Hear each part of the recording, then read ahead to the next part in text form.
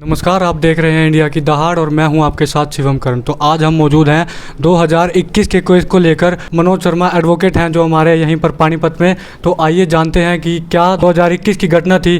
तो नमस्कार सर। नमस्कार जी।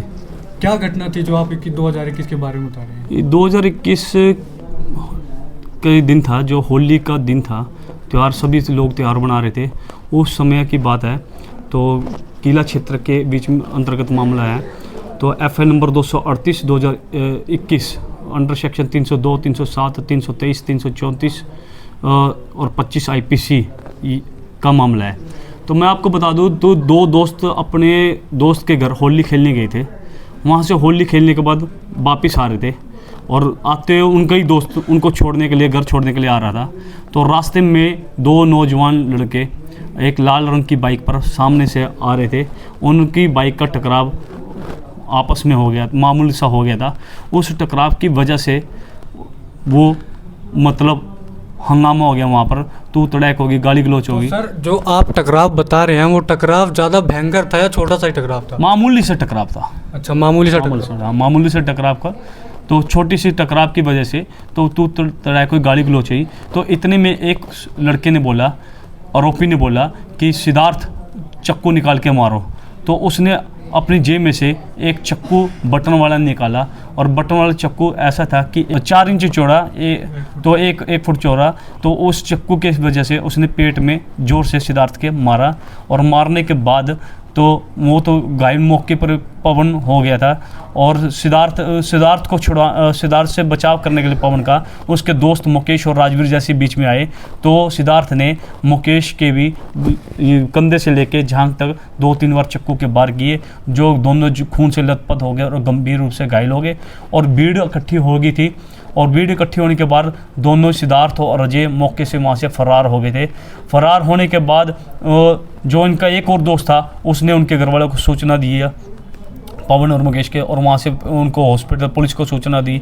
पुलिस को फ़ोन नंबर, अपना उनका नाम और उनका बाइक नंबर और उनका पता जो भी है आइडेंटिफाई बताई कि उन्होंने ये नाम बताया था। और उसके बाद तो पुलिस ने अपनी कार्रवाई, किला थाने ने कार्रवाई शुरू कर दी थी।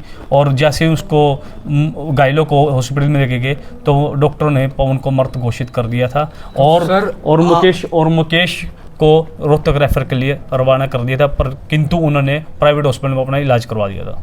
तो आप जैसा कह रहे हैं कि ये मामला थाने में भी गया था, तो थाने वालों ने इस मामले पे कोई जांच पड़ताल करी कि नहीं करी? नहीं, थाने वाले ने जांच पड़ताल की। थाने वाले ने मौके पर तफ्तीश की। उस तफ्तीश के आधार पर दूसरे दिन ही, 1-2 दिन में ही वो आरोपी सभी गिरफ्तार हो गए थे और चक्कू भी बरामद किया था। चक्कू अपना सारा नक्शा, सारे विटनेस, इसमें 17 गवाह थे और 17 गवाह ने बड़ी मजबूती से, 17 गवाहों ने बड़ी मजबूती से स्टैंड होकर बयान दिए हैं। बिल्कुल भी घबराए नहीं, दबाव में नहीं आए। और उसके बाद इन्होंने बेल अपने वकील के माध्यम से न्यायालय में न्यायाधीश माननीय प्रवीण कुमार जी की अदालत में बेल भी लगाई थी, जो हमने इसी ग्राउंड पर डिसमिस करवाई थी। और इसमें ये है कि अब अपना माननीय न्यायालय के न्यायाधीश डॉक्टर NK सिंगल जी ने इसके बीच में 302 के तहत हत्या करने के आरोप में इनको उम्र कैद की सज़ा सुना दी है। तो सर, आप बता रहे हैं कि उम्र कैद की सज़ा सुना दी, तो उम्र कैद के साथ साथ उन्होंने कोई उनके ऊपर चार्ज भी लगाया है?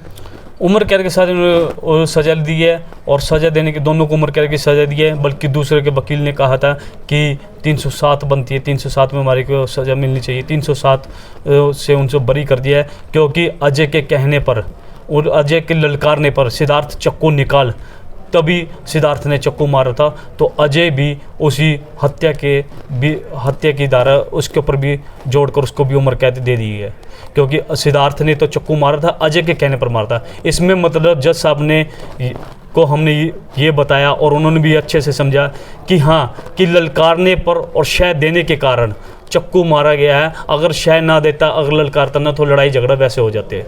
तो मैं माननीय न्यायालय डॉक्टर NK सिंगल जी, एडिशनल सेशन जज जी का बहुत बहुत धन्यवाद करता हूं कि उन्होंने मेरे क्लाइंट को 3.5-4 साल बाद आज इंसाफ दिया है।